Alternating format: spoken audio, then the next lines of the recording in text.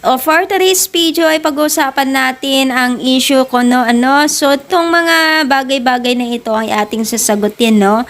So kasalanan naman daw ito ni Rachel kung bakit nababash po ito. Bakit? Ano nga ba ang pinupunto nila? So ito nga ba ang tunay na dahilan kung bakit nababash siya no? So ito ay explain lang natin guys ha, based on my nakikita no.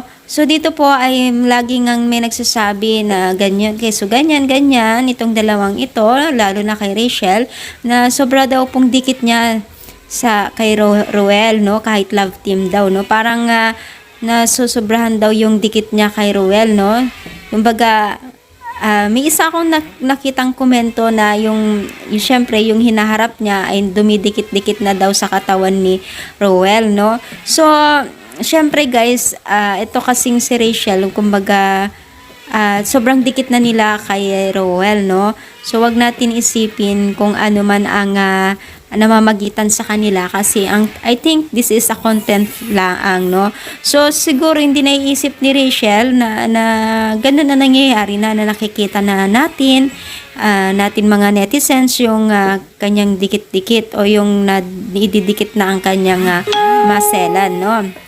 So, maging aware siguro din yan kay Rachel pag nakita niya ito, no? So, hindi naman siguro intention ni Rachel na hawakan ni Ruel o nadidikit-dikit niya yung hinaharap niya sa kanya, no? Kumbaga, hindi lang siya aware siguro, no?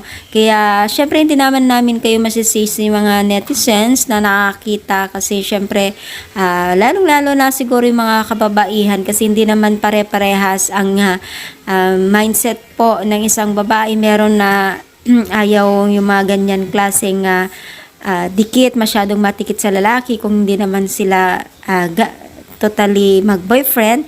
Meron naman yung open-minded, no? May yung malawak ang pang-unawa, pag-iisip, no? Pero talagang hindi natin may iwasan yung mga ganito nga nambabash po. Lalo pa man po ay dalaga naman itong si Rachel, no? Siguro iniisip lang nila yung pag-iingat nila kay Rachel bilang isang dalaga, no? So, andyan naman siguro ang yung concern natin ay naintindihan natin. Pero, syempre, may limita naman po lahat sa kanila. For content lang siguro ito, no? Kaya, supportahan pa rin po natin itong sila Rachel at Ruel, no? Kayo po ba ay taga-supporters ni Ruel or ano man yan? So, i-comment naman po dito sa baba kung ano yung komento sa ating pag-support today's video. At sana guys, huwag tayong magsawang suporta kila Kalinga Prab. Kuya Bal, maging na rin po ang mga kasama nila sa pag-charity vlogger. So, yun lamang guys. Thank you so much and God bless po guys.